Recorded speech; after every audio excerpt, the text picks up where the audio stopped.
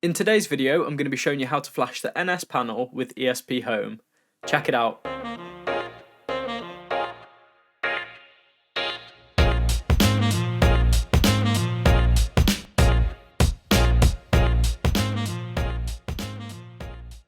If you're not familiar with it, the NSPanel is a smart screen wall switch created by Sonoff, and it features a touchscreen as well as two relays which are connected to two physical buttons. There's two different variations of the NSPanel. There's the EU version, which is the one that we're looking at today, and this one's got the square shaped design, and there's also the US version which features the longer rectangular shape. Although the shapes have got different form factors, the internals and the specifications for both of them are the exact same, so whether you're making use of the EU version or the US version, this method for flashing will work with both. I'm not really going to be running through the technical specifications and the hardware for the NSPanel, as I have already created this in a separate video, and if you are interested in that, you'll find a link to that video in the description below. And if you are watching this, I'm going to be assuming you've already got one of these panels, or maybe you just want to know a bit of information on how easy the process is, just in case you are considering buying one. Currently, the cost for one singular panel is about £80 here in the UK. If you're buying it through Sonoff, it will go through their parent company, which is ITED, and through the ITED store, it will cost you about $67. We're going to be flashing our panel with ESPHome, but if you're a Tasmota user, then you'll be happy to know that the panels can also be flashed with Tasmota. Currently, I think within the community there is more headway being made with the ESPHome version, especially in the forms of configuring and changing the UI, but you choose whichever one works for you. The main reason we're going to be flashing the device is to open it up and to get more access to it. We'll be able to configure and create our own user interfaces, and we'll also be able to control various different scenes, scripts and automations, all using HomeAssistant. So there are a few different methods for actually performing the flashing procedure. The method that we're going to be using today doesn't require any soldering, and it also requires very minimal components. All you're going to need for this procedure are the NSPanel, some DuPont wires, a USB to serial adapter, and if you want to make your life a little bit easier, then also a USB extension cable. And that's everything you'll need, and if you wanted to check out any of those things, you'll find links to them in the description below. Let's get straight into it then. To get started, we're going to need to disassemble the panel in order to access the pins internally. Now this process is very simple and it's just a couple of screws.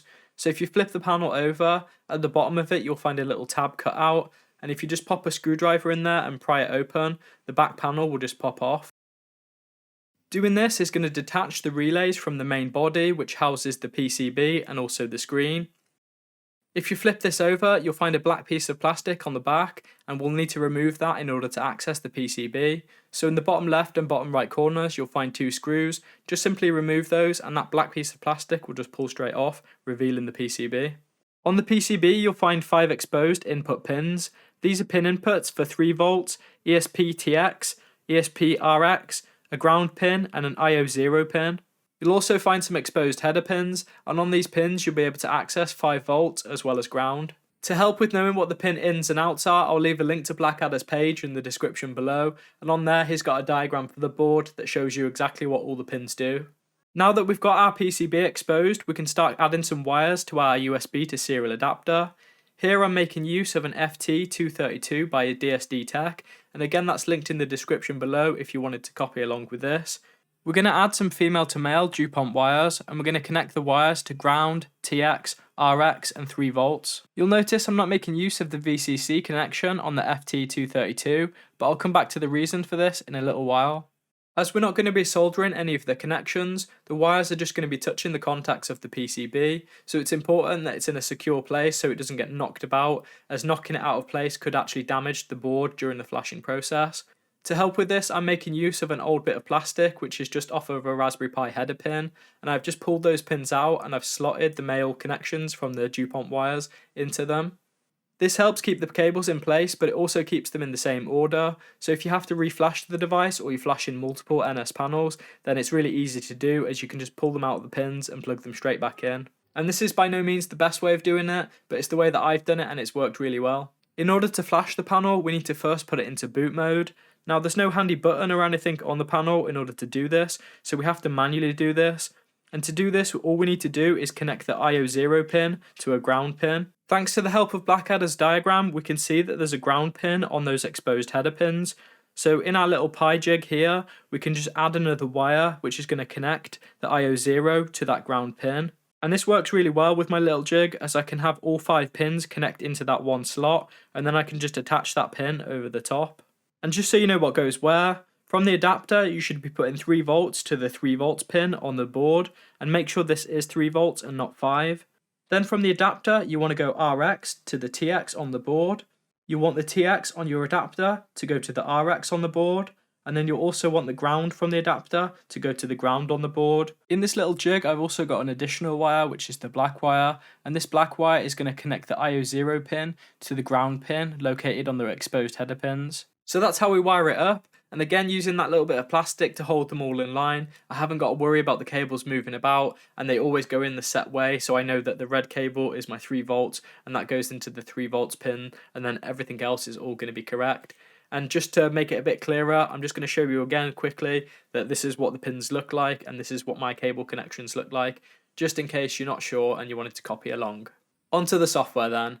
So I'm going to be sharing with you my ESP sketch, which in itself is just a modified version of the original work by MarcFager, and I'll leave a link to MarcFager's GitHub repo in the description below. Over at his repo, he's got all of the original work as well as the original TFT file and also the HMI file. So if you wanted to download and modify these, then again, you can also do that. The reason we're making use of Mark's work is because there's a lot of niceties within his code already, and it's also easier to start with the template just so you can get an idea of some of the things that you can do. Some of the great features in Mark's work allow you to do things like send notifications to the display, play RTTTL sounds, and also update and customize the original startup screen. So full credits to Mark as well as any of the other community members that have helped to create this repo. To get started, we're going to open up ESPHome and we're going to choose to create a new device. In the new device, you're going to need to give it a name, and if it's the first time you're using ESPHome, you'll need to also provide some network credentials. This will just be the network name and password that your ESP devices will use to connect to your Wi-Fi. Next, we're going to need to choose our device type, and we're going to be using the ESP32 as that's what's in the panel. So we're going to select that and press next. It'll then ask us if we want it to do the installation, but we're just going to press skip. At this point now, you should have a new device created, and that device is just going to contain the default ESPHome code. So what we're now going to do is to just update this YAML code with the YAML from my GitHub repo. So head on over to my GitHub repo and just copy that code. And with that copied to your clipboard, you're going to head back to ESPHome and you're going to select everything in this file and then just paste over the top of it. To get this to work for you, there's going to be 3 secrets that you need to have created and also set. Those secrets are going to be the Wi-Fi URL and the Wi-Fi password. These should automatically be created by default when you set up ESPHome, but if you've named them something differently to what they are by default, you'll need to change them. And the third one is going to be the TFT upload URL path, and this is just going to be a path for where your TFT file is located, and we'll come back to that in just a second. The next step is going to be to download the TFT file from my GitHub repo. We're then going to need to place it somewhere that's accessible by the NSPanel. Just as a simple example, I'm going to make use of the file editor add-on for HomeAssistant, but you can upload the file with any means you want. So from here, I'm going to open up the file editor. Then at the top, I'm going to choose the little folder icon. And from here, I'm just going to scroll down until I find the www folder. If you don't see the www folder, up at the top, you'll see an option to create a new folder and just create that there. Inside the www folder, we're going to upload the hmi.tft file, and this is the file that contains all the information for the display and how the screen should look. I've already got that here, but if you didn't have it already, you could press this upload button at the top, and you could just manually upload that file to this location. Where you upload that TFT file needs to match the upload URL in your secrets file. So in my example there, I'd uploaded it to www. So in this case here, I can see the HomeAssistant port. The local here is what points at www, and then underneath that, I've got that HMI file. If you don't put the TFT file in a location that's accessible by the NSPanel, when you go to upload that file, the NSPanel won't be able to see it, and the display won't change. So at this point, we should have that code loaded into our new device, and we should also have the TFT file stored underneath the www directory. Before you flash this demo onto your device, there are a couple of other little changes that you might want to make just to make it work better for you so you get the full experience of this demo. So if you press the edit button, it will take you into the config. And with this open, if you press Ctrl and F, that will open up the search menu. And if you start typing change me, you'll see when you start typing that, it starts highlighting various different comments. And these are just little comments that I've put in just so you can customize this demo a little bit for you. So if you go through the code and just modify these change me sections, you can just update the entity IDs to relevant IDs for you. That way when you load the demo onto your panel, you'll at least have some entities that you can interact with and get information from your Home Assistant. Once you're done with your edit, go ahead and press save. And the next thing we want to do is to just make sure that the config's valid. So on the bottom right corner there, if you press the 3 dots and then choose validate, that will then just run through the ESP config and check that it's valid. And if you scroll up to the top, you should hopefully see that the configuration is valid. And with that all valid and working, we can now move on to the flashing. So in the bottom right there, we're going to go ahead and press install. You'll then be presented with a few different options, but the option that I'm going to be making use of in this video is the plug into this computer option. So go ahead and select that one. What this will then start doing is it will start building that config file. So just give that a second to do its thing, and once it is done, you'll see that the download project option turns blue.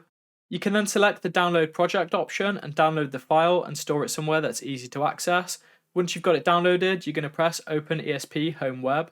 With using some of the other flashing options, you don't need to download the file and you can just put it straight onto the device, but I've run into a few issues while playing around with this, and this for me worked the best, so this is the way that I'm doing it. But if those options do work for you, then some of the other options might be a bit quicker.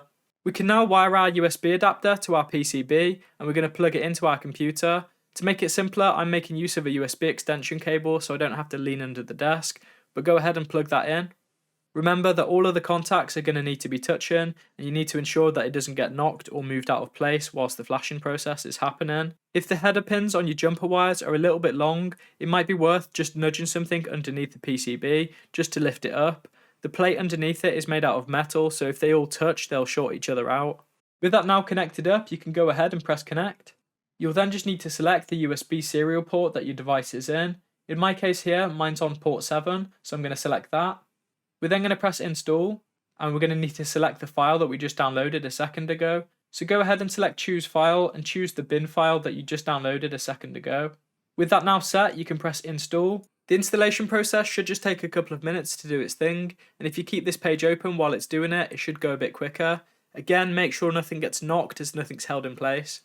If you see a message telling you it failed to initialize, then more than likely the device wasn't in its boot mode, so if you just disconnect the wires and plug it back in, you'll hopefully get it into boot mode again and it will go through. Once that's installed, you'll hopefully see this configuration installed message, and that'll let you know that it's done and you can safely unplug the device. So go ahead and click close and unhook everything from your NS panel. You might remember at the beginning of the video I said I wasn't using the VCC pin, and that's because on this adapter I've got it connected to 5 volts, and the reason I have it connected to 5 volts is because by making use of this adapter I can quickly flash the device and also test it.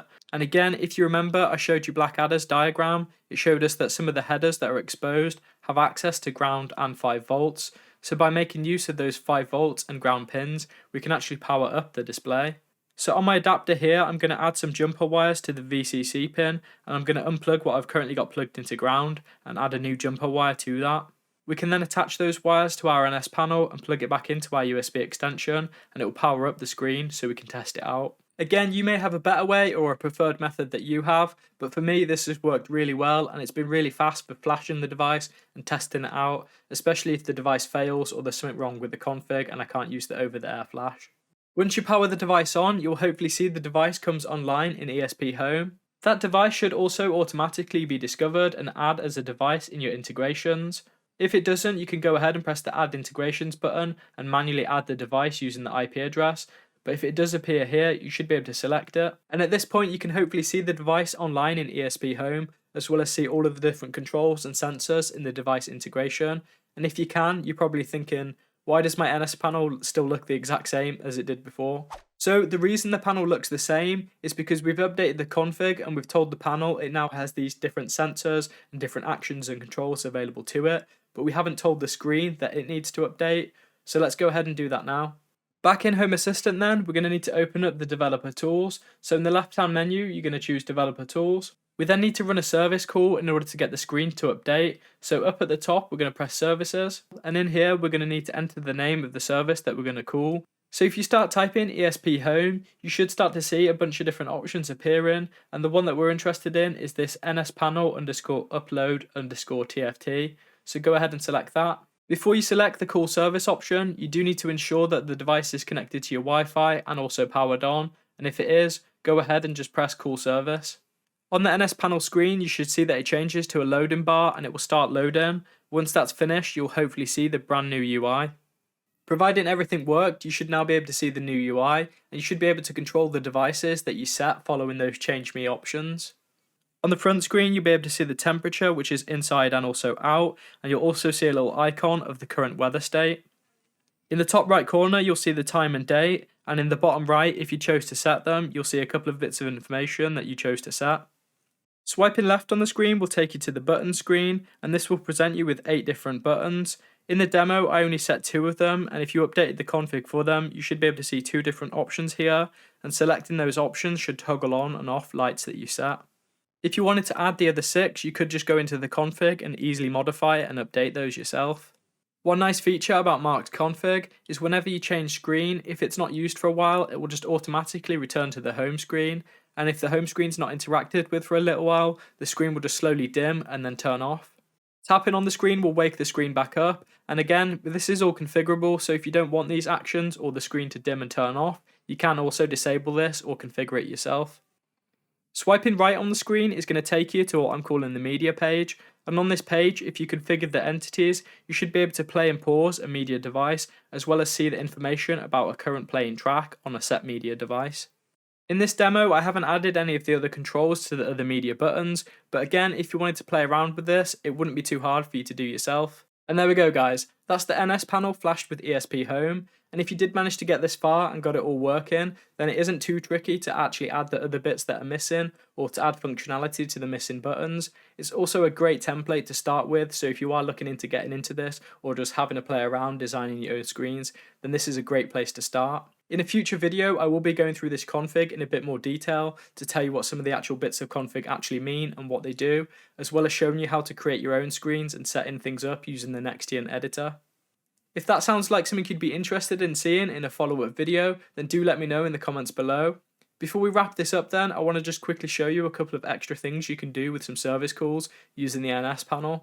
The first one that I want to show you is the ability to display a notification on the NSPanel. So back in the developer tool under services, if you start typing ESPHome again, you'll see this option for NSPanel notification, and if you select that, you'll then be asked for 2 different parameters, a header and a message. The header is going to be kind of the top title of the message, and then the message will just be the body of the message. So go ahead and type something in there. And once you've typed your message, if you press that call service button, you'll hear a little notification sound, and then you'll see the message appear on your NSPanel. This one might be really handy for small alerts or things like letting you know that somebody's home as you get that little tone and also the display. And the final service I want to show you is the NSPanel_play_RTTTL. And what this one's going to do is it will play an RTTTL song. So if you just do a Google search for them, you should find a list of all the different ones that you can use. So just choose one that you like the sound of, and then if you just copy that, and then just paste that in as your parameter, then when you hit call service, you'll hopefully hear that tone play. If you have enjoyed this video and found it useful, then don't forget to drop me a like, and if you're not already, hit that subscribe button and ding dong the notification bell. You'll then be alerted to any future video that I do. And as always, a massive thank you to these awesome dudes. These awesome dudes are my Patreons, and if you're interested in helping support my channel, which in turn allows me to create content like this, then you'll find a link to my Patreon in the description below. Thank you for watching, and I'll catch you in the next one. Cheers.